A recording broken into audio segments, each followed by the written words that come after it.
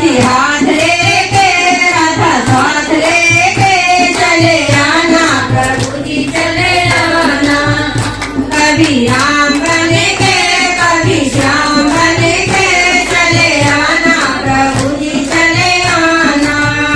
कभी राम बन के कभी श्याम बन के चले आना प्रभु जी चले आना। तुम शिव रूप में आना तुम शिव रूप में आना। डमरू हाथ लेके घोड़ा साथ लेके चले आना प्रभु जी चले आना। डमरू हाथ लेके घोड़ा साथ लेके चले आना प्रभु जी चले आना। कभी राम बन के कभी श्याम बन के चले आना प्रभु जी चले आना। कभी राम बन के कभी श्याम बन के चले आना प्रभु जी चले आना। तुम विष्णु रूप में आना तुम विष्णु रूप में आना। चक्र हाथ लेके लक्ष्मी साथ लेके चले आना प्रभु जी चले आना। चक्र हाथ लेके लक्ष्मी साथ लेके चले आना प्रभु जी चले आना। कभी राम बन के कभी श्याम बन के चले आना प्रभु जी चले आना। कभी राम बन के कभी श्याम बन के चले आना प्रभु जी चले आना। बोल सच्चे दरबार की जय। आपका स्वागतम स्वागतम स्वागतम आपका स्वागतम स्वागतम स्वागतम आपका। किस तरह से नमन मैं करूं आपका किस तरह से नमन मैं करूं आपका। स्वागतम स्वागतम स्वागतम आपका स्वागतम स्वागतम स्वागतम आपका।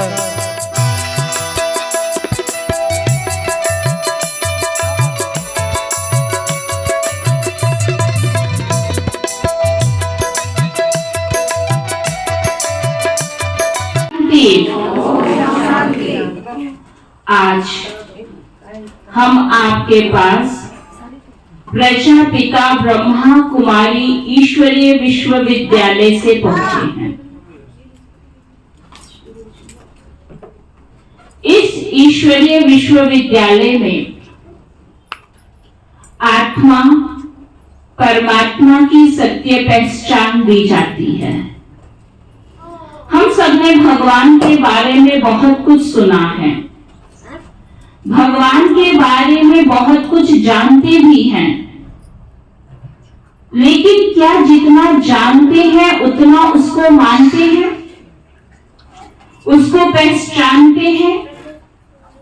भगवान हमसे क्या चाहता है? भगवान कौन है? भगवान से हमारा संबंध क्या है? परमात्मा इतनी ऊंची हस्ती और शक्ति जो सारे संसार को चलाने वाली है, वो भगवान हमसे क्या चाहता है? तो प्रजापिता ब्रह्मा कुमारी ईश्वरीय विश्वविद्यालय में जहां पर हमको हमारी पहचान दी जा रही है, वहीं पे परम पिता परमात्मा कौन है, इस सृष्टि पर कब आता है, उसका कार्य क्या है, ये पहचान हम मनुष्य आत्माओं को दी जाती है। कर्मों की गहन गति, समय की पहचान। आज हम देख रहे हैं संसार में दुख और अशांति का वातावरण बढ़ता जा रहा है। हर मानव मात्र प्राणी के मन में तनाव, चिंता, टेंशन, डिप्रेशन, माइग्रेन, इस प्रकार की बीमारियां बढ़ती जा रही है। घर घर में अशांति बढ़ती जा रही है। जो परिवारों में मधुरता का संबंध था वह भी अब फीका पड़ता जा रहा है। आपसी प्रेम प्यार भाईचारा, हमारे अंदर जो एकता थी वह कम होती जा रही है। कारण क्या है? आज संसार में सब कुछ है। इस संसार के भौतिक जगत में विज्ञान ने बहुत तरक्की को प्राप्त कर लिया, लेकिन फिर भी सुख और शांति की चिड़िया हमसे कोसों दूर चली गई। कारण क्या है? आध्यात्मिक शक्ति की कमी है।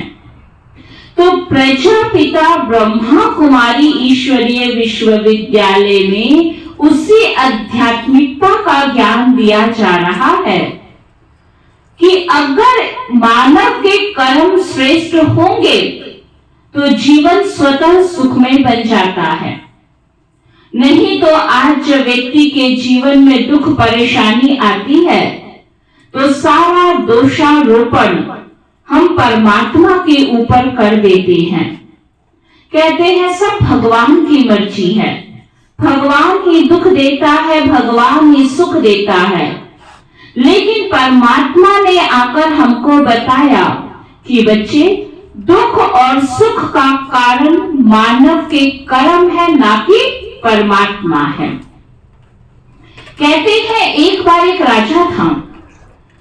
वह राजा जंगल की ओर जा रहा था, तो जैसे ही जंगल में पहुंचा तो उसको लड़ने की आवाज सुनाई दी, जैसे कोई आपस में लड़ रहा है। जब आवाज सुनाई दी तो उस आवाज को सुनकर राजा उस आवाज की ओर गया तो देखा कि 3 व्यक्ति आपस में लड़ रहे हैं।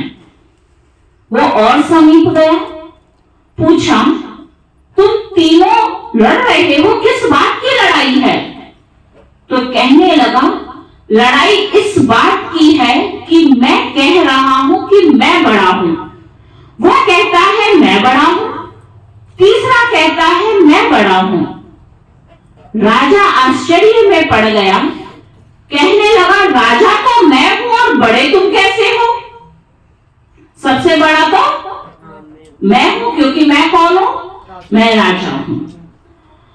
तो उन व्यक्तियों ने कहा कि महाराज, जब आप स्वयं ही आ गए हैं तो अब आप फैसला कीजिए कि हम तीनों में बड़ा कौन है। अब ये न्याय आपके ऊपर है। राजा ने कहा, ठीक है, मैं न्याय तो कर दूंगा, पहले तुम मुझे अपना परिचय तो दो कि तुम तीनों हो कौन, तभी तो बड़े और छोटे का निर्णय होगा ना। तो पहले व्यक्ति से पूछा, तुम कौन हो? उसने कहा, मैं कर्म हूं। दूसरे से पूछा, तुम कौन हो, अपना परिचय दो। कहने लगा, मैं भाग्य हूं। पहले ने क्या कहा? मैं कर्म हूं। दूसरे ने क्या परिचय दिया? मैं भाग्य हूं। तीसरे से पूछा गया, तुम कौन हो? तो उसने कहा, मैं बुद्धि हूं। क्या कहा? मैं बुद्धि हूं। अब फैसला आप कीजिए कि हम तीनों में बड़ा कौन है। राजा ने कहा, तीनों की इंपॉर्टेंस अपनी है, तीनों का अपना महत्व है, ये डिसीजन लेना तो बहुत मुश्किल है। कर्म भी बड़ा है, भाग्य भी बड़ा है, बुद्धि भी बड़ा है, लेकिन तीनों में बड़ा कौन है ये फैसला करना है। राजा ने कहा, अब फैसला होगा आपके द्वारा अपने आप को साबित करने से। आप तीनों को 1-1 हफ्ते का समय दिया जाएगा, जिसमें आपने अपने बड़प्पन को प्रूफ करना है, सिद्ध करना है कि तीनों में बड़ा कौन है। तीनों ने कहा, हमें मंजूर है। पहली बारी आई कर्म की। तो राजा से पूछा गया, हम अपने को प्रूफ कैसे करें? कहा, अच्छा देखो, ये लकड़हारा है, लकड़ियां काट रहा है, इसके साथ मिलकर तुम्हें ये प्रूफ करके दिखाना है कि तुम तीनों में से बड़ा कौन है। राजा की बात से तीनों सहमत हुए। कर्म लकड़हारे के शरीर में प्रवेश हो गया। और लकड़हारे का काम क्या था? कर्म करना, लकड़ियां काटना। जैसे ही लकड़हारे के अंदर कर्म प्रवेश किया तो लकड़हारे ने बहुत रफ्तार से अपना कर्म करना शुरू कर दिया। अर्थात जितनी तेजी से वो लकड़ियां काटता था उससे भी तेज रफ्तार से उसने लकड़ियां काटी। माने रोज से दुगनी लकड़ियां काट दी, क्योंकि उसके अंदर कर्म की शक्ति थी।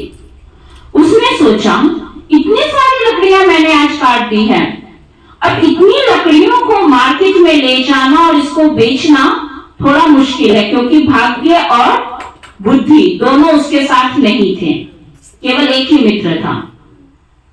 तो उसने सोचा ऐसा करता हूं, आधी लकड़ियों को इन जंगल में छुपा देता हूं, आधी लकड़ियों को बाजार ले जाता हूं, बेचकर आऊंगा, फिर जो बाकी कटी हुई लकड़ियां हैं इनको ले जाऊंगा और फिर मार्केट में बेच दूंगा। और इसी तरह गया, मार्केट में बेचा, वापस आया तो उसने देखा कि जिस लकड़ियों को मैंने जंगल में छिपाया था वो वहां पे लकड़ियां है नहीं, चोरी हो गई, क्योंकि भाग्य उसके साथ नहीं था, तो वो लकड़ियां चोरी हो गई। इसी तरह दूसरे दिन भी उसने ढेर सारी लकड़ियां काटी, आधी को मार्केट में बेचा, आधी को छिपाया। ऐसे करते करते 7 दिन पूरे हो गए। रोज वो छिपाता था, लकड़ियां उसकी चोरी हो जाती थी, काम वो डबल करता था। इस तरह जब 7 दिन पूरे हो गए तो उस लकड़हारे ने महसूस किया कि मैं जैसे का वैसा ही हूं, मुझे कुछ भी प्राप्ति नहीं हुई। अब अगला हफ्ता शुरू हुआ और बारी आई भाग्य की। दूसरे मित्र को अप्रूव करना था, भाग्य की बारी आई। तो जैसे ही भाग्य ने उसके अंदर प्रवेश किया उसी दिन उसको 1 लाख की लॉटरी मिल गई, क्योंकि अब किसकी बारी थी? भाग्य की। जैसे ही उसको 1 लाख की लॉटरी मिली बहुत खुश हो गया और खुशी के मारे सोचने लगा मुझे कर्म करने की क्या जरूरत है, मेरे पास तो 1 लाख रुपया है, आराम से खाऊंगा, पीऊंगा, मौज करूंगा।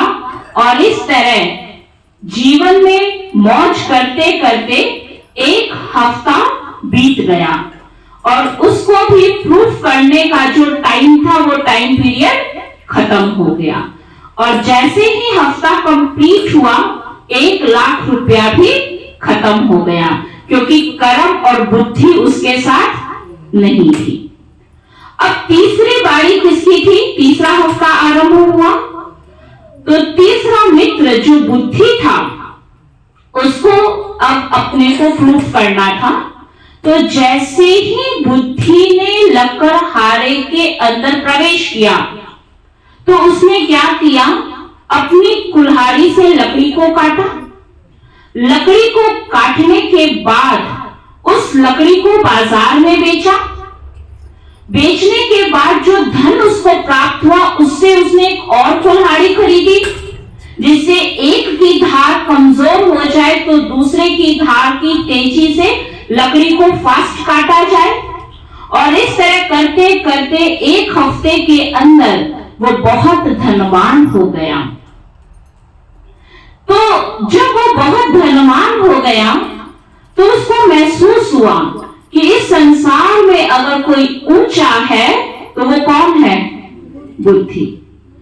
अर्थात बुद्धि के बिना इंसान कर्म नहीं कर सकता और कर्म किए बिना भाग्य की प्राप्ति नहीं होती है। परमात्मा जो सृष्टि का रचयिता है, जो ज्ञान का सागर है, वो परम पिता परमात्मा इस सृष्टि पर आकर प्रजापिता ब्रह्मा कुमारी ईश्वरीय विश्वविद्यालय के माध्यम से हमें सत्य ज्ञान दे रहा है। जो बुद्धिवानों का बुद्धिवान है वो हमें सद्बुद्धि देता है। और जब हमें ज्ञान का स्पष्टीकरण हो जाता है, स्पष्ट बुद्धि मिल जाती है, और उस बुद्धि के माध्यम से जब व्यक्ति श्रेष्ठ कर्म करता है तो वो कर्म उसका भाग्य में बदल जाता है। अगर हम सोचे नहीं कर्म में होगा तो सब कुछ मिल जाना चाहिए, फिर हम भगवान को क्यों याद करें, पूजा पाठ भक्ति आदि क्यों करें, कई ऐसे भी समझ लेते हैं ना कि जो कर्म में ही है तो हमें भक्ति करने की क्या आवश्यकता है, जब कर्म में है तो मिलना होगा, मिल जाएगा। लेकिन मीठी बहनों और भाइयों, कर्म करने का भी तो सत्य ज्ञान होना चाहिए ना। दुनिया में कहते हैं कोई फल व्यक्ति खाए या ना खाए, लेकिन कर्मों के फल से कोई भी बच नहीं सकता है। ये सबको स्वीकार करना पड़ता है और इसी कर्मों के आधार पर व्यक्ति दुख या सुख की प्राप्ति करता है। कहते हैं एक बार दो मित्र था, एक मित्र बहुत ईमानदार था और एक मित्र जो था वो बहुत बेईमान था। दोनों मित्र रास्ते से जा रहे थे। जब रास्ते से जा रहे थे तो रास्ते में एक पर्स गिरा हुआ उनको मिला। जो ईमानदार मित्र था उसने उस पर्स को देखते हुए भी नहीं देखा, लेकिन बेईमान मित्र ने क्या किया होगा, तुरंत उस पर्स को उठा लिया। जैसे ही पर्स को उठाया उसने उस पर्स को खोलकर देखा तो उसमें 1000 रुपया था। जब 1000 रुपए उसने देखे तो बेईमान मित्र के मन में थोड़ा विचार आया कि देखो हम दोनों एक साथ जा रहे थे, हक उसका भी बनता है, पर्स उसने भी देखा था, उठाया मैंने है, क्यों ना मैं इसको भी 500 रुपए दे दूं। 1000 है, 500 उसको दे देता हूं, 500 मैं ले लेता हूं। उसने ईमानदार व्यक्ति को कहा, क्या आप 500 रुपए लेंगे, क्योंकि पर्स हम दोनों के सामने था, लेकिन पहल मैंने किया, उठाया मैंने। ईमानदार व्यक्ति ने कहा, पर्स को ध्यान से देखो, क्या पता इसमें उस व्यक्ति का एड्रेस भी हो जिसका ये पर्स हो। तो उस बेईमान व्यक्ति ने कहा कि ये पर्स उसकी किस्मत का नहीं था, ना इसमें एड्रेस है। अगर इसमें एड्रेस होता, उसकी किस्मत का होता तो ये पर्स गुम ही क्यों होता। ये पर्स हमारी किस्मत का है, इसलिए भगवान ने हमको दिया है और इसलिए अगर आप चाहो तो मैं आपको 500 रुपए दे सकता हूं। ईमानदार व्यक्ति ने कहा, नहीं, मुझे आपके 500 रुपए नहीं चाहिए, ये ठीक नहीं है। बेईमान व्यक्ति ने कहा, ये तो बहुत अच्छी बात है, ना लो, मेरा फर्ज था, मैंने पूछा, आपको नहीं चाहिए मत लो, मैं रख लेता हूं। और फिर दोनों उसी रास्ते से आगे चलने लगे। थोड़ा सा और आगे पहुंचे, ईमानदार व्यक्ति के पांव में एक कांटा जोर से चुभ जाता है। इतना जोर से चुभता है कि उसके पांव से खून निकलने लगता है। बेईमान व्यक्ति ने कहा, आया बड़ा ईमानदार, देखा भगवान ने तुझे क्या रिजल्ट दिया, मुझे तो कुछ भी नहीं हुआ, तू अपनी ईमानदारी दिखा रहा था, कांटा तो तुझे ही चुभा है ना। शाम का समय था। कहते हैं नुआ शाम को देवताएं चक्कर लगाते हैं। देवताएं भ्रमण कर रहे थे। उन दोनों की बातें जब देवताओं ने सुना तो देवताएं भी भगवान के पास पहुंचे और कहने लगे, भगवान ये सब क्या है। वो बंदा जो ईमानदार है उसको कष्ट मिला, बेईमान व्यक्ति को कष्ट नहीं मिला, उसकी शक्ति तो और बढ़ गई। तो भगवान जी ने क्या कहा कि जो ये ईमानदार व्यक्ति है ये पिछले जन्म में बहुत बेईमान था, भगवान ने उसको एक अवसर दिया था, अब भी ईमानदार बन जा तो तेरे सब पापों से मैं तुझे मुक्त कर दूंगा। वो इतना बेईमान था कि उसके लिए भगवान के पास बहुत सारी सजाएं थी, लेकिन उसने भगवान का कहना मानकर बेईमानी का पथ छोड़ दिया, ईमानदारी का रास्ता अपना लिया। इसलिए भगवान ने इतनी बड़ी सजा को एक कांटे के थोड़े से कष्ट में उसका समाप्त कर दिया। ये उसकी अंतिम सजा थी। और आज से उसकी बेईमानी की सजा समाप्त होगी और ईमानदारी का फल उसको प्राप्त होगा। तो देवताओं ने पूछा, और इस बेईमान का क्या होगा? तो भगवान ने कहा, ये पिछले जन्म में बहुत ईमानदार था। भगवान ने इसकी एक लास्ट परीक्षा ली कि इसका ईमान डगमगाता तो नहीं है, और लास्ट की परीक्षा में इसका ईमान डगमगा गया और उस दिन से उसके मन में बेईमानी आ गई।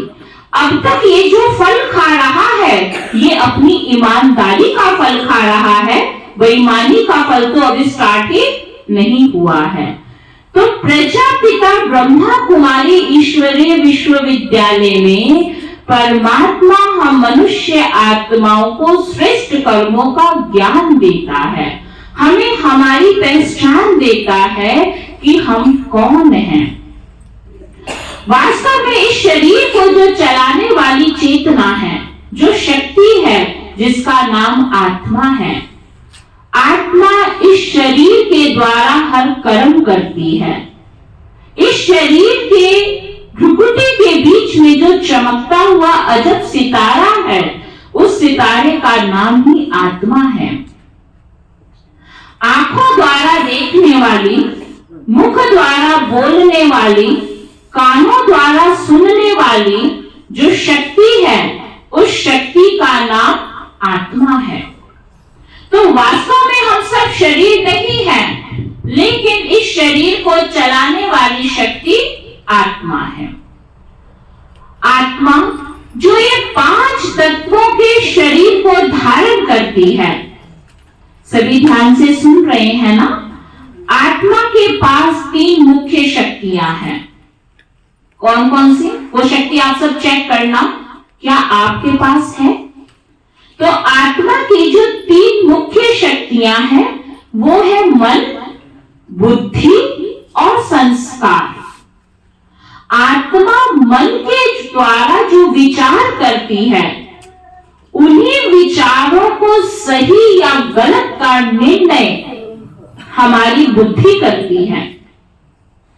और जैसा बुद्धि विचार करती है, जैसा निर्णय करती है, उसी अनुसार हमारे संस्कार अर्थात हमारे कर्म बनते हैं।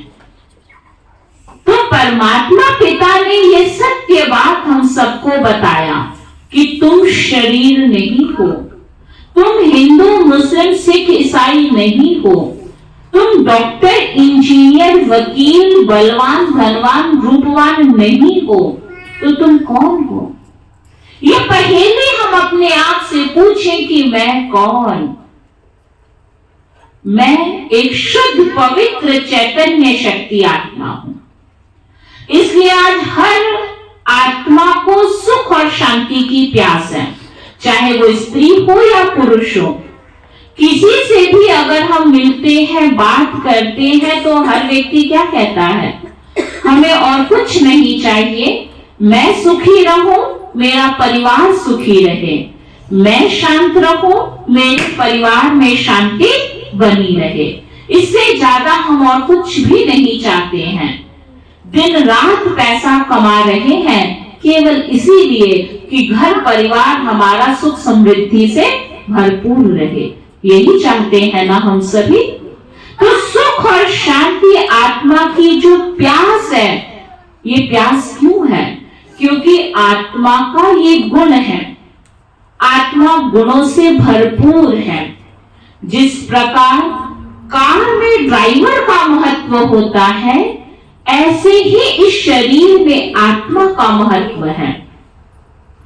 हम सब आत्माएं तो हैं, लेकिन विचार करने वाली बात यह है कि आत्मा का पिता कौन है, जिसको हम जन्म जन्म से युगों युगों से याद कर रहे थे, पुकार रहे थे, भक्ति पूजा नित्य नियम अपना रहे थे, बहुत प्यार से हर वर्ष शिवरात्रि का त्योहार मनाते आए।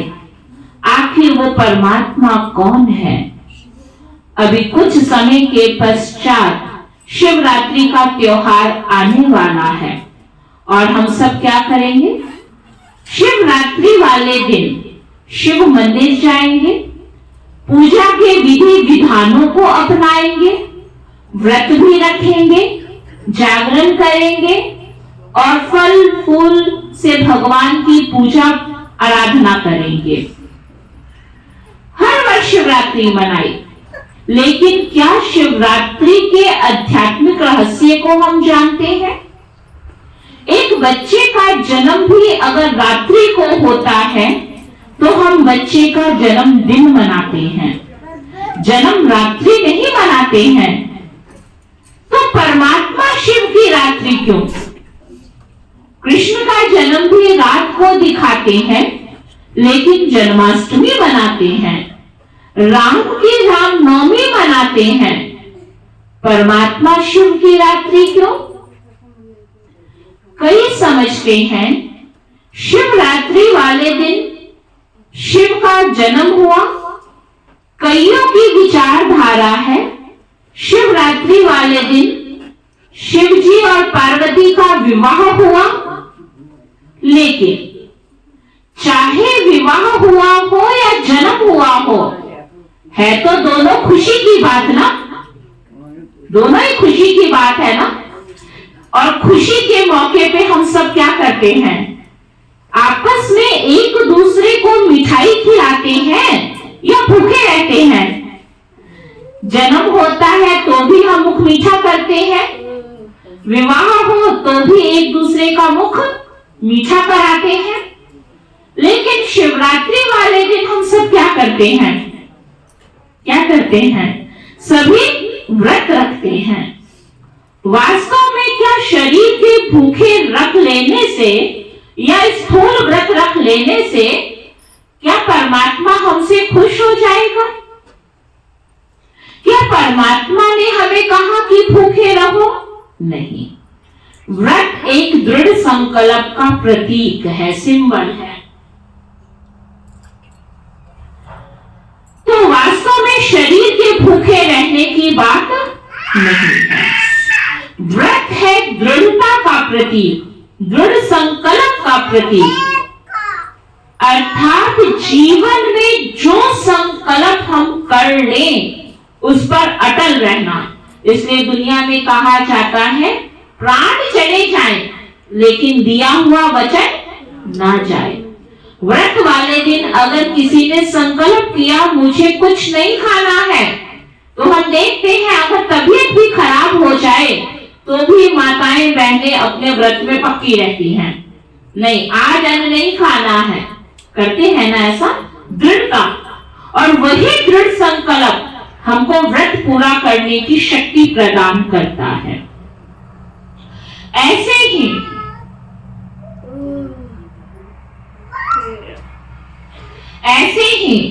परमात्मा ने हमको श्रेष्ठ संकल्प करने का व्रत दिया।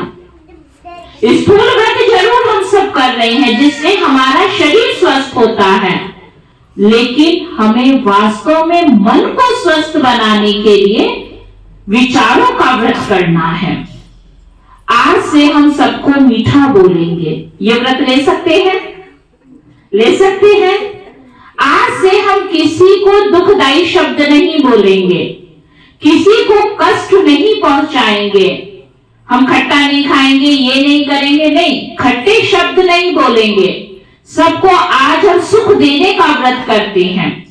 आज हम सारा दिन एक दूसरे को इज्जत देंगे, सम्मान देंगे, बड़ों का आदर करेंगे। ये व्रत इस प्रजापिता ब्रह्मा कुमारी ईश्वरीय विश्वविद्यालय में सिखाया जाता है। तो आने वाली शिवरात्रि पर इस बार आपने नए ढंग का व्रत रखना है। शरीर के व्रत से शरीर स्वस्थ, इन संकल्पों के व्रत से आत्मा शक्तिशाली बनती है।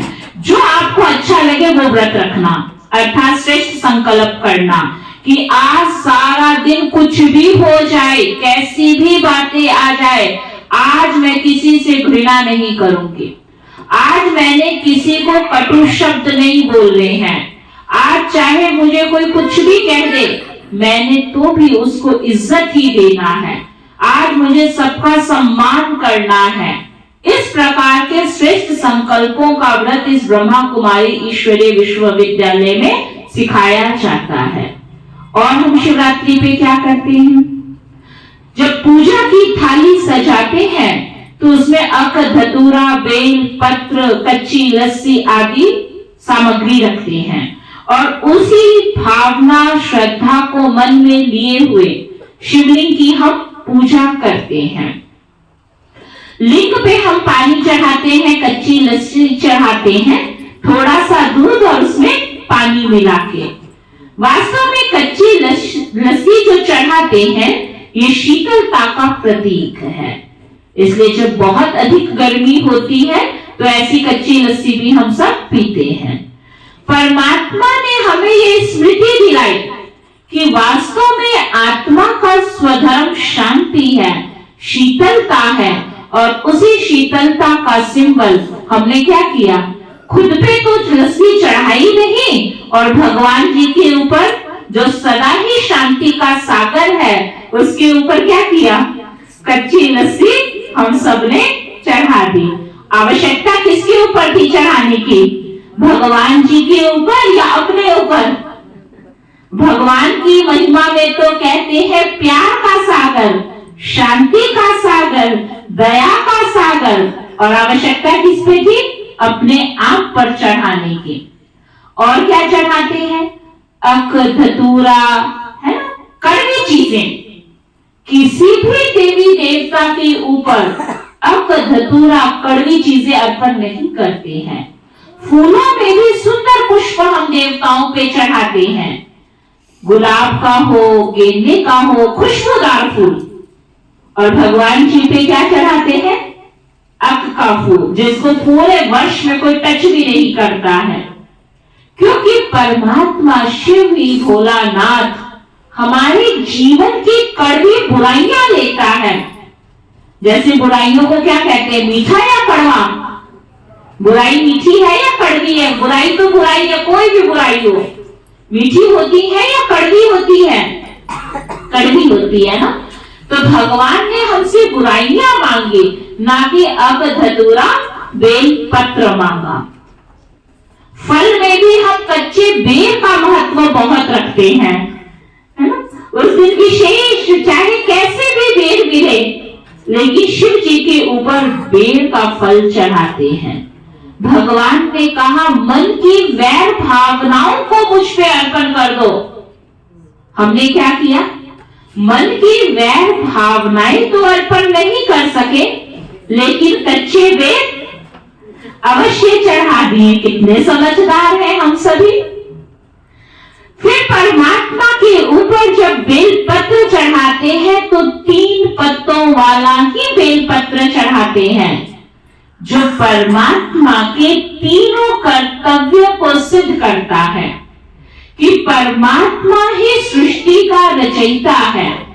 ब्रह्मा के द्वारा सृष्टि की रचना करता है, विष्णु के द्वारा सृष्टि की पालना का कार्य करता है, पतित आसुरी कलयुगी सृष्टि के परिवर्तन का कार्य परमात्मा शंकर के माध्यम से कराते हैं। तीनों कार्य कराने वाला वह भोलानाथ निराकार परम पिता परमात्मा शिव है। इसलिए परमात्मा के ऊपर हम यह सब चीजें चढ़ाते हैं। तो शिवरात्रि यह सिद्ध करता है कि परमात्मा इस कलयुग की रात्रि में, दिन और रात वाली रात्रि नहीं, 24 घंटे वाली रात्रि नहीं, यदा यदा ही धर्मस्य ग्लानिर्भवते भारते, कि जब सृष्टि पे धर्म की अति ग्लानि हो जाएगी, पापों का अंधकार पूरे विश्व में छा जाएगा, ऐसे अंधकार को समाप्त करने के लिए परम पिता परमात्मा जो हजारों सूर्यों से तेजोमय है, जिसकी तुलना हम सूर्य से करते हैं, कहा भी जाता है ज्ञान सूर्य प्रगटा, अज्ञान अंधेर विनाश, अज्ञानता का अंधकार समाप्त हो जाता है। तो परमात्मा इस कलयुग की रात्रि में आके अज्ञानता के अंधकार को समाप्त करता है और इसलिए हम सब हर वर्ष प्यार से क्या मनाते हैं? शिवरात्रि का त्योहार मनाते हैं। तो परमात्मा जो ज्योति बिंदु स्वरूप है, केवल हिंदू धर्म की आत्माओं का पिता नहीं है, लेकिन संसार की समस्त आत्माओं का परम पिता है। अब सबसे विशेष बात जो समझने वाली है कि भगवान उसको कहा जाता है जो सर्वधर्म मान्य हो, जिसको एक आत्मा नहीं लेकिन संसार की सभी मनुष्य आत्माएं स्वीकार करती हो, उसको परमात्मा कहा जाता है।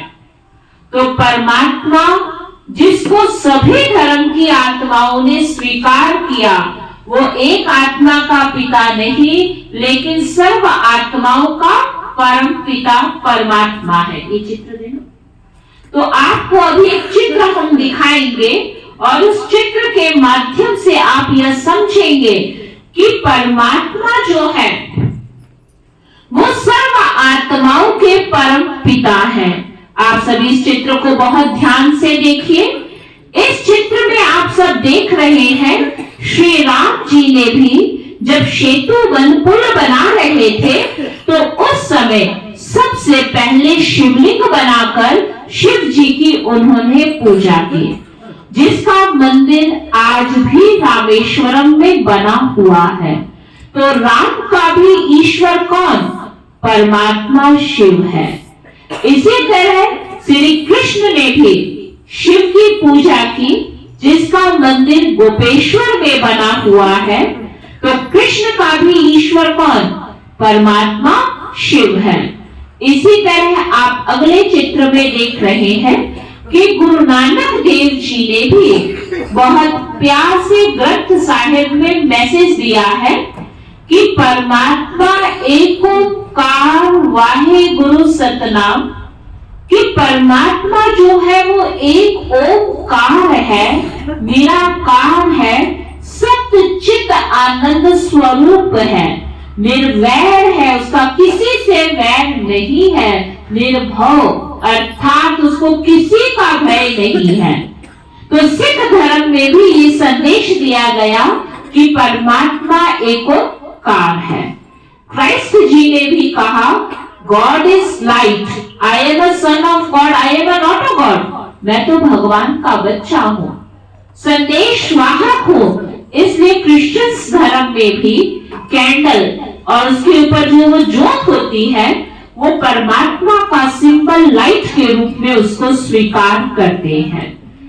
इसी तरह बौद्धिज्म में जाएंगे तो जो जापान में जो बौद्धिज्म लोग होते हैं वो 3 फुट का अपने आगे की स्टैंड बना के उस पे रेड कलर का एक पत्थर होता है, उस पे वो ध्यान लगाते हैं, मेडिटेशन करते हैं। वह भी परमात्मा शिव का ही सिंबल है। आप नीचे चित्र में देख रहे हैं मुस्लिम में मक्का मदीना में जो मुस्लिम लोग होते हैं वो साल में एक बार हज करने जाते हैं। मक्का मदीना में एक काबा का पत्थर है जिसको वो अल्लाह का प्रतीक मानते हैं और अल्लाह के रूप में उसको याद करते हैं। इसी तरह पशुपतिनाथ, सोमनाथ, विश्वनाथ, अमरनाथ, विश्व के कोने कोने में अगर आप देखेंगे तो सबसे अधिक मंदिर किसके मिलेंगे? परमात्मा शिव के, क्योंकि शिव ही इस संसार की सर्वोच्च शक्ति है। जिस शिव के लिए कहा गया सत्यम शिवम सुंदरम, तो परमात्मा वो जिसको सभी धर्म की आत्माएं स्वीकार करती हो। परमात्मा हम आत्माओं के पिता है, परमात्मा जो सत्य है, हम सब आत्माओं के सच्चे सच्चे माता पिता हैं। तो शिवरात्रि का पावन पर्व हम सबको यही संदेश दे रहा है कि भगवान का इस धरती पे अवतरण हो चुका है और उसी अवतरण का यादगार हम सब ये शिवरात्रि का त्योहार मनाते हैं। ओम शांति। ओम शांति। ओम शांति। जब हम दिल से किसी को दुआएं देते हैं तो दिल से निकली हुई दुआएं दिल तक पहुंचती है। अब आप अपने अपने स्थान पर खड़े हो जाओ। कैसे दुआएं देनी है? दो का पेयर बनाओ। हाथ राइट हैंड अपने सामने वाले साथी के कंधे पर रखो, सीधा करके, बिल्कुल बिल्कुल सीधा, ऐसे मेरा मेरा नहीं।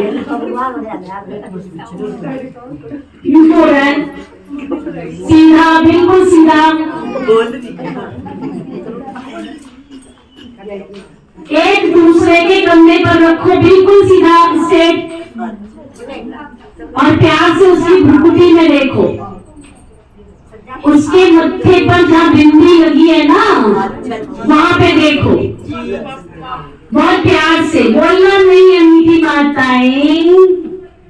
अभी आपको चिराग दिया था ना, वो चिराग उसके मत्थे में है, उसको प्यार से देखो। उसके मस्तक में चमकती हुई मणि को देखो। सबके मस्तक में बहुत सुंदर मणि चमक रही है। उस मणि में से बहुत सुंदर प्रकाश निकल रहा है और वो प्रकाश आपके ऊपर शुभ भावनाओं के साथ आ रहा है। वो दिव्य प्रकाश आपकी आत्मा को खुशी से भर रहा है। अभी सामने वाले कंधे को थपथपाओ, आशीर्वाद दो और अब बोलो कि आप बहुत अच्छे हो,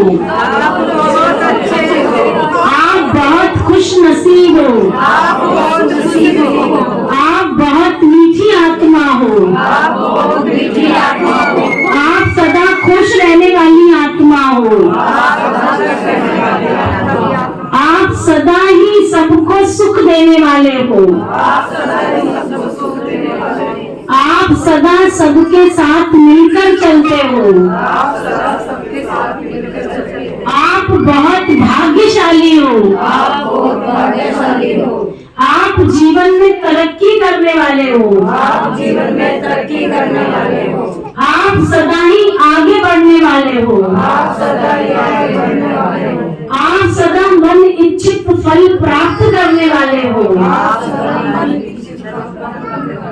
आप बहुत बहुत बहुत बहुत ही अच्छी आत्मा हो। आज आपसे मिलकर हमको बेहद खुशी हुई है। अब आपस में गले मिलो। हाँ, बहुत प्यार से गले मिलो, गले मिलो प्यार से।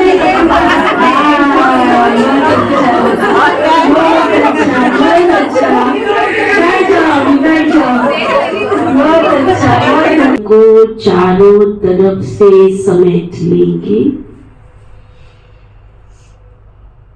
कौन आ रहा है, कौन जा रहा है, सभी बातों से एकदम संकल्पों को शांत कर देंगे।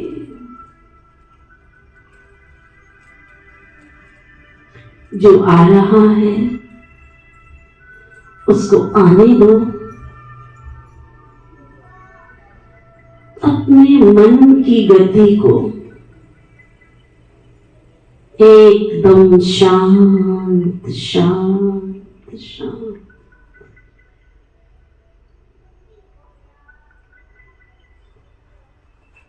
ये शरीर एक साधन है।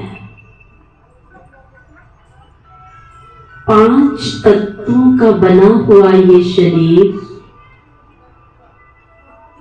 इस शरीर में भ्रुकुटी की कुटिया में पॉइंट ऑफ लाइट, चमकती हुई मणि आत्मा विराजमान है। आंखों द्वारा देखने वाली, मुख द्वारा बोलने वाली, कानों द्वारा सुनने वाली मैं, शरीर की कर्म इंद्रियों का मालिक, अजर अमर अविनाशी चैतन्य शक्ति आत्मा हूं। मैं आत्मा ज्ञान, प्रेम, खुशी, शांति, शक्ति, पवित्रता, आनंद का स्वरूप हूं। मैं आत्मा अनंत गुण और अनंत शक्तियों का भंडार हूं।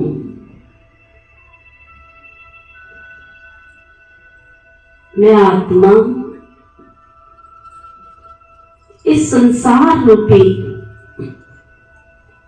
कर्म क्षेत्र पर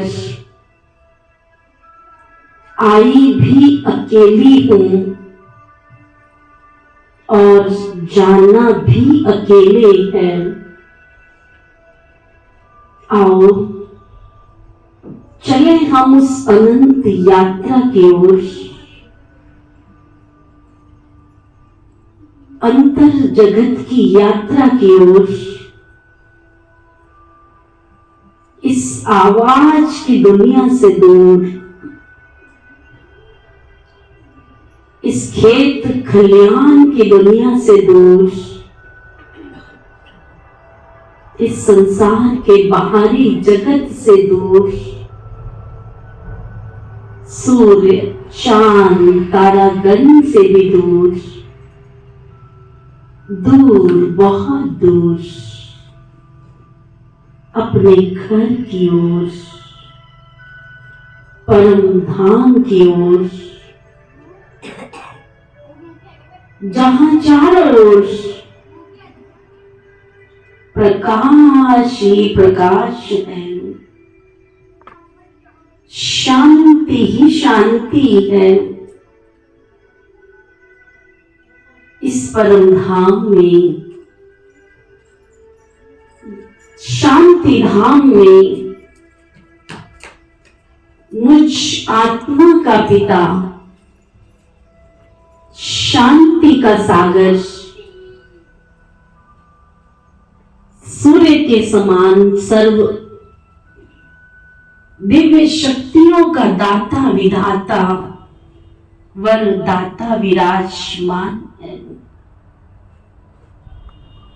परमात्मा की वो दिव्य शक्ति प्रकाश की किरणों के माध्यम से मेरे ऊपर उतर उतर कर आ रही है। मेरे चारों ओर प्रकाश ही प्रकाश है, शांति ही शांति है। अपने पिता शांति के सागर के सानिध्य में मैं आत्मा एक न्यारी और प्यारी शांति का अनुभव कर रही हूं। कितनी निर्भ संकल्पता है, संकल्पों की दुनिया से परे मैं आत्मा शांत स्वरूप हूं। परम पिता परमात्मा से ये सुनहरी मीठी प्यारी शांति मेरे अंतर जगत में उतर उतर कर आती जा रही है। मेरे अंतर जगत के रोम रोम में शांति का सागर उमड़ता जा रहा है। मेरे मन की गागर शांति के अनमोल रत्नों से भरपूर होती जा रही है। मैं शांत हूं। शांति मेरा स्वधर्म है। शांति मेरा स्वकर्म है। शांति मेरा अपना खजाना है। आज मैं आत्मा अपने परम पिता परमात्मा के सानिध्य में, उनकी समीपता में, उनसे अनमोल शांति की शक्ति से भरपूर हो रही हूं। परमपिता परमात्मा, प्रभु ईश्वर मुझे मेरी शक्तियों से भरपूर कर रहे हैं। सचमुच मैं आत्मा परम पिता परमात्मा की संतान अपनी इस न्यारी और प्यारी शांति की शक्ति से अपने आप को माला माल महसूस कर रही हूं। मैं शांति स्वरूपा आत्मा अपने पिता से अनमोल शांति लेकर आज से, अभी से शांति का प्रसाद जन जन को बांटूंगी। शांति का दूत बनकर खुद भी शांत रहूंगी और जन जन को, परिवार के हर सदस्य को मैं शांति की शक्ति से भरपूर करूंगी। परमात्मा से प्राप्त ये शक्ति मेरे घर के कोने कोने में समाती जा रही है। इस घर का एक एक सदस्य शांति की शक्ति से भरपूर होता जा रहा है। मन का व्यर्थ मैल, तेरा मेरा सब समाप्त होता जा रहा है। हे ईश्वर, हे प्रभु, हे मेरे परमेश्वर, आज से, अभी से मैं संकल्प करती हूँ, ना किसी को दुख दूंगी और ना दुख लूंगी, न व्यर्थ सोचूंगी, न व्यर्थ सोचने का कोई कार्य करूंगी।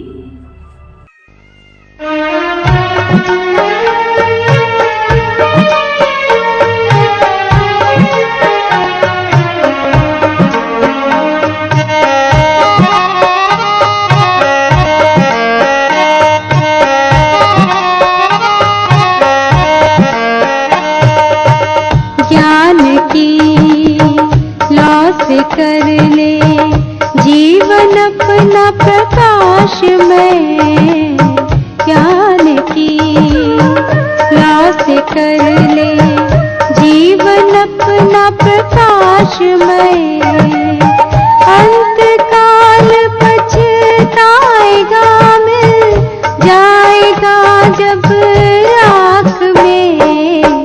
ज्ञान की लाश कर जीवन अपना प्रकाश में, ज्ञान की लाश कर ले।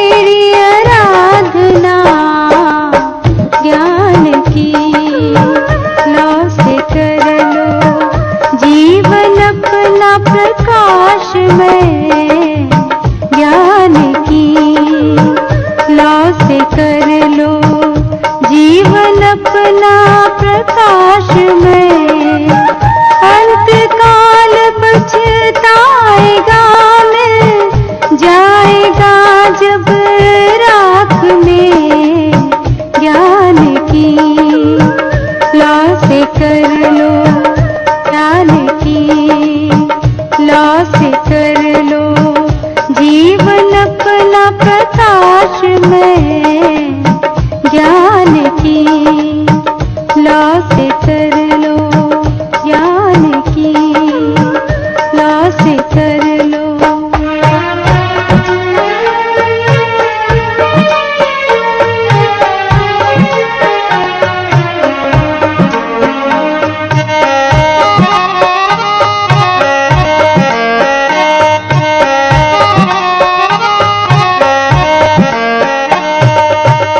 ज्ञान की लौ से कर ले जीवन अपना प्रकाश में ज्ञान की लौ से कर ले जीवन अपना प्रकाश में अंत काल पछताएगा मिल जाएगा जब राख में ज्ञान की।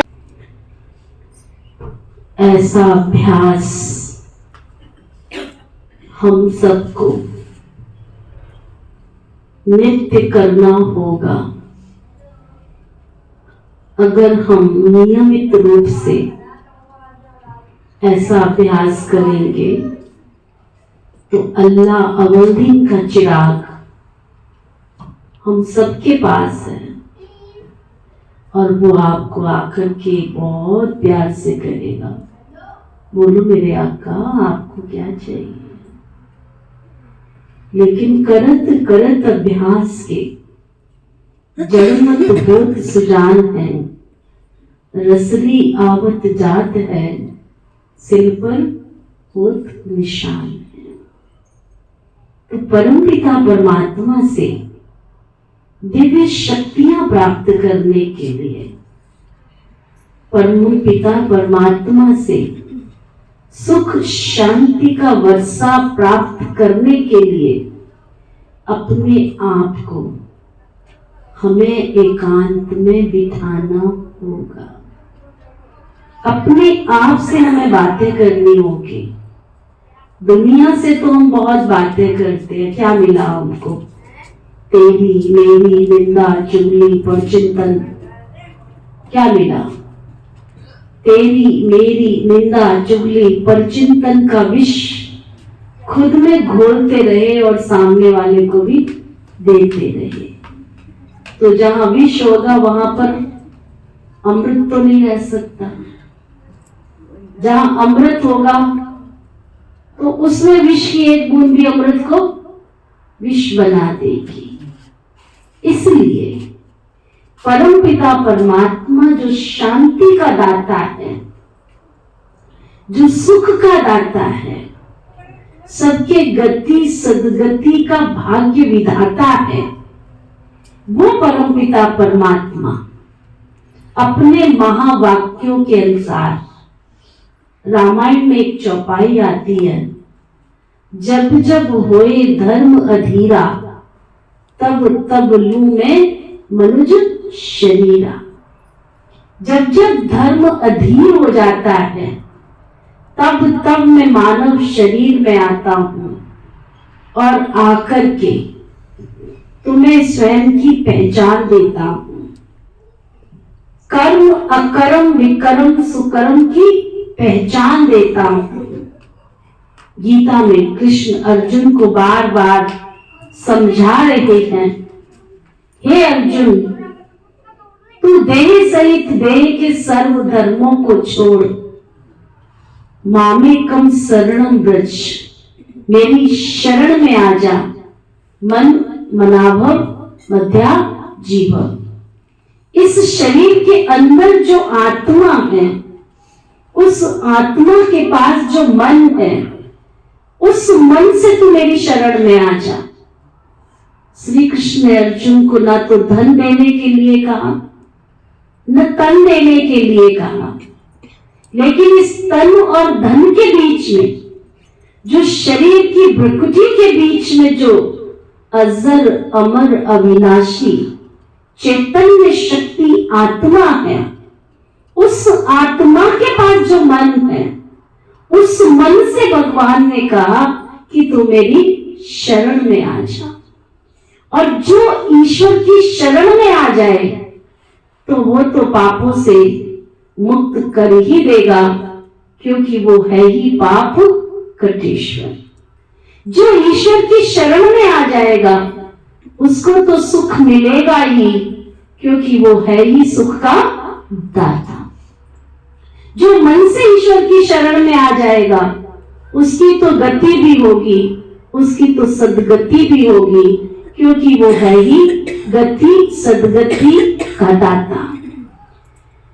जो ईश्वर की शरण में मन से समर्पण हो जाता है तो उसके तो भाग्य के द्वार खुल जाते हैं, क्योंकि भगवान तो है ही भाग्य विधाता। तो ऐसे परम पिता परमात्मा से अगर हमें भाग्य चाहिए तो भगवान अपने महावाक्यों के अनुसार इस सृष्टि पर आकर हमें सत्य ज्ञान दे रहे हैं। मैं कौन हूँ, मेरा पिता कौन है, कर्मों का ज्ञान। ये सृष्टि चक्र जो आप देख रहे हैं यहाँ पर, ये सृष्टि के परिवर्तन की बेला है। सुबह होती है, दोपहर होती है, शाम होती है, रात होती है, फिर क्या होता है, फिर सुबह होती है। दिन का एक चक्र है, मनुष्य के जीवन का भी एक चक्र है। बाल्यावस्था होती है, किशोरावस्था होती है, युवा अवस्था होती है, फिर वृद्धावस्था होती है, फिर वो बाल्यावस्था में प्रवेश करता है। मनुष्य के जीवन का चक्र है। इसी तरह से ऋतुओं का चक्र है। सर्दी होती है, फिर गर्मी होती है, फिर बरसात होती है, फिर सर्दी होती है। ये ऋतुओं का चक्र है। पानी का चक्र है, नदियों के और सागर के पानी के मिलन का भी एक चक्र है।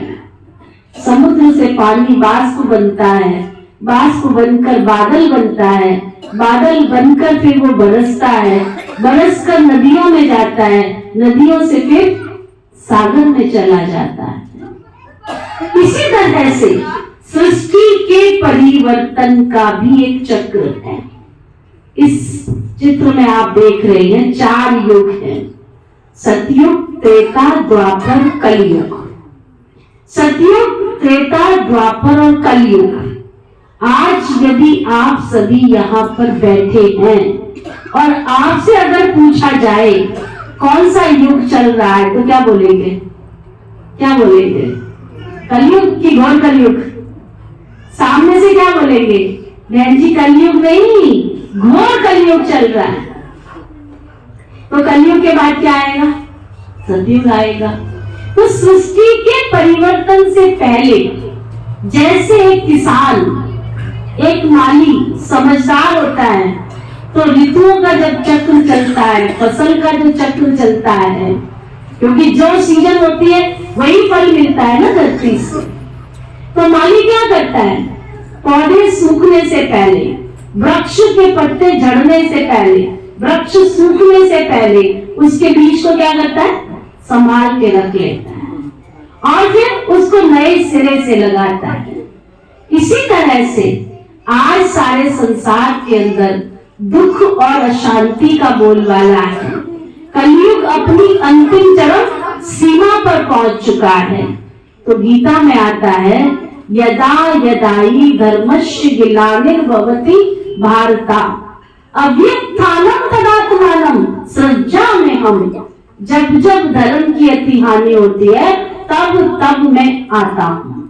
तो परम पिता परमात्मा इस कलयुग के अंत में, सृष्टि के कलयुग की अंतिम बेला में प्रजापिता ब्रह्मा कुमारी विश्वविद्यालय के द्वारा सत्य ज्ञान दे रहे हैं, स्वयं की पहचान दे रहे हैं। जान लो, मान लो, पहचान लो, भगवान एक है और वो परमात्मा सतयुग में जाने की समझ दे रहे हैं। आप में से सतयुग में कौन कौन जाना चाहता है? हाथ उठाओ। कौन कौन स्वर्ग में जाना चाहता है? जाना चाहते हैं? लंबा हाथ उठाओ, नहीं तो छोटे वाले स्वर्ग में चले जाएंगे। तो सतयुग में जाना है तो भगवान जो ज्ञान सुना रहा है उस ज्ञान को सुनेंगे, अपने जीवन में लाएंगे तो अल्लाह अव्वल दीन का चिराग वो आकर आपको कहेगा, बोलो मेरे आका आपको क्या चाहिए? आप कहोगे 56 प्रकार के भोग, वो कहेगा लो मेरे आका आपके लिए 56 प्रकार के भोग। तो ऐसी सुख की दुनिया में चलने के लिए परमपिता परमात्मा हमें दिव्य ज्ञान दे रहे हैं, दिव्य समझ दे रहे हैं। तो इसी श्री विश्वविद्यालय के अंदर 7 दिन का कोर्स कराया जाता है, जिसमें समझाया जाता है मैं कौन हूँ और मेरा कौन है। मैं शरीर हूँ कि आत्मा हूँ? मैं शरीर नहीं, मैं कौन हूँ? आत्मा। शरीर मेरा है। मैं और मेरे की पहचान, ये हाथ किसका है? क्या बोलेंगे? हाथ मेरा है कि मैं हाथ हूँ? क्या बोलते हैं? जब आपके पेट में दर्द हो तो क्या बोलते हैं? मेरा पेट दुख रहा है। मैं पेट दुख रहा हूँ ऐसा तो नहीं बोलते हैं, है ना? क्या बोलते हैं? मेरा पेट दुख रहा है, मेरे सिर में दर्द हो रहा है ना? तो ये मैं और मेरे को अलग करने वाली कौन है? तो इस 5 तत्वों के शरीर को चलाने वाली चैतन्य शक्ति आत्मा है। और उस आत्मा का पिता परमपिता परमात्मा है। ये परमपिता परमात्मा हमें ज्ञान दे रहे हैं, समझ दे रहे हैं। तो जब हम इस ज्ञान को सुनेंगे, 7 दिन का कोर्स करेंगे, तो आपके परिवार में बहुत बहुत खुशहाली आ जाएगी। हमारे करमचंद भाई अभी 4 महीने से इस ईश्वरीय विश्वविद्यालय की शरण में आए हैं। वो इस दिव्य ज्ञान को सुन रहे हैं और उन्होंने कहा कि दुनिया प्रसाद तो बांटती है ना, लेकिन मैं वो प्रसाद बांटूंगा जो भगवान से मुझे मिला है। तो आज आपको उन्होंने बुला करके सच्ची सुख शांति का, ईश्वर की प्राप्ति का, ईश्वर की खुशी का जो प्रसाद आप सबको बांटा है। आपके इस परिवार में हमारी रानी बहन, करमचंद भाई, उनके 2 बेटे, माता पिता, है ना, बहनें, बहुत बड़ा परिवार सामने बैठा है। आप सबके जीवन में दिन दुनी रात चौगुनी उन्नति हो। आप सदा आगे बढ़ते रहो, उन्नति को पाते रहो। ऐसी मेरी ढेर सारी शुभ दुआएं हैं। बहुत बहुत बहुत आगे बढ़ते रहो, खुश।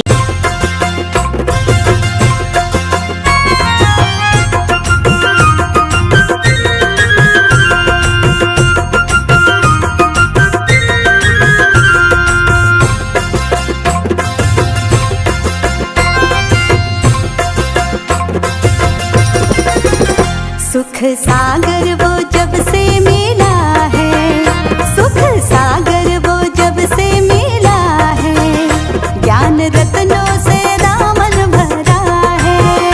तेरा ज्ञान बाबा जिसने भी पाया, तेरा ज्ञान बाबा जिसने भी पाया, जिंदगी को बदलने लगा है।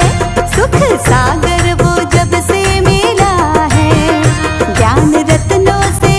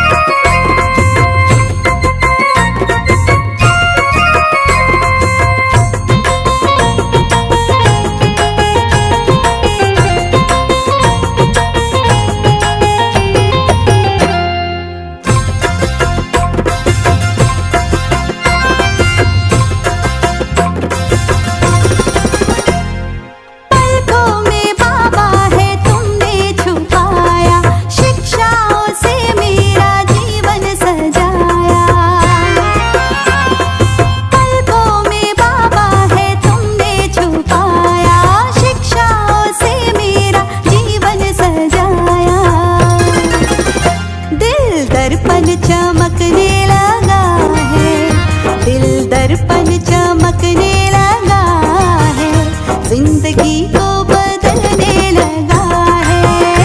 सुख सागर वो जब से मिला है, ज्ञान रत्नों से दामन भरा है। सुख सागर वो जब से मिला है, ज्ञान रत्नों से दामन भरा है। ज्ञान रत्नों से दामन भरा है।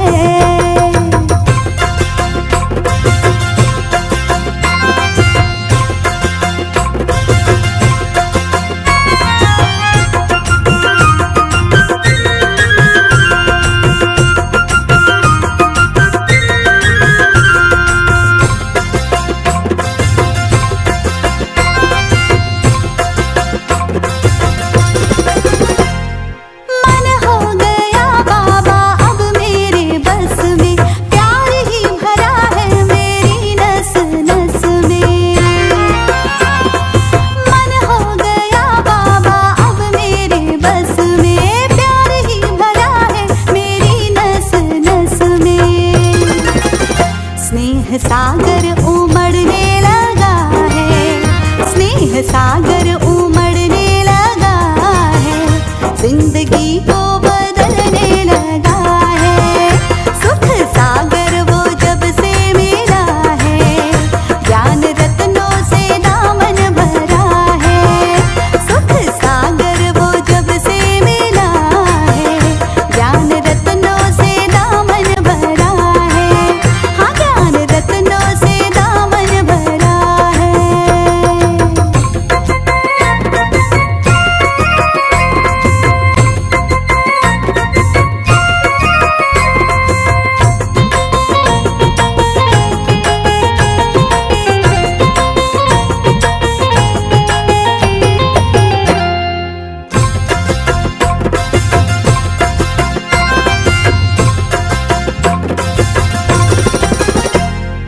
उपकार बाबा तेरे याद आए, खुशियों में नैनों से मोती लुटाए। हाँ, उपकार बाबा तेरे याद आए, खुशियों में नैनों से मोती लुटाए। प्यारा रहबर वो जब से मिला है, प्यारा रहबर वो जब से मिला है। जिंदगी को बदलने लगा है। सुख सागर वो जब से मिला है, ज्ञान रत्नों से दामन भरा है। सुख सागर वो जब से मिला है, ज्ञान रत्नों से दामन भरा है। ज्ञान रत्नों से दामन भरा।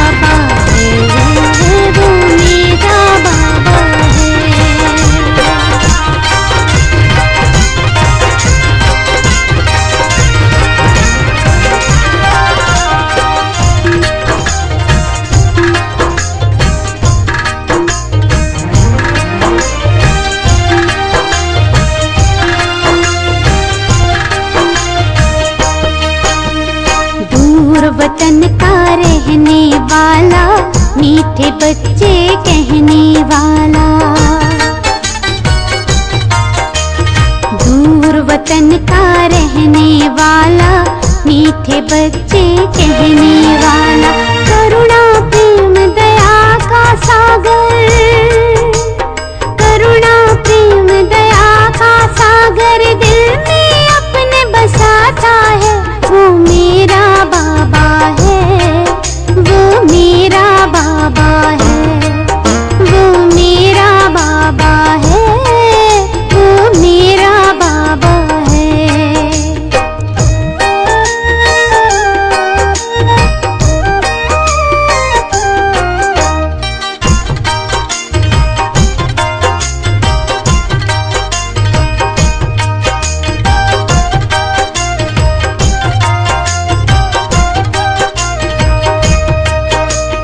पलकों पर हम सबको पाले, जीवन नैया को है संभाले। पलकों पर हम सबको पाले, जीवन नैया को है संभाले। ले पतवार हाथों में बाबा, ले पतवार हाथों में बाबा, मंजिल तक ले जाता है। वो मेरा बाबा है, वो मेरा बाबा है, वो मेरा बाबा है, वो मेरा बाबा है। मेरे सतगुरु प्यारे दा दरबार बड़ा सोना है। इथे दर्शन होंदे हैं, दीदार बड़ा सोना है, दीदार बड़ा सोना है, परिवार बड़ा सोना है। मेरे सतगुरु प्यारे दा दरबार बड़ा सोना है।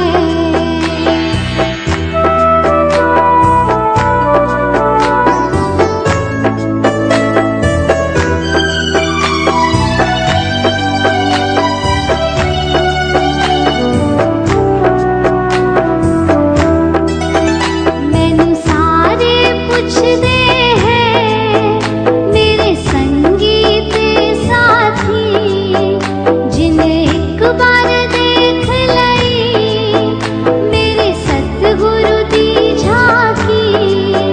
किथे ढूंढ के ल्याना है, ये लाल बड़ा सोना है। मेरे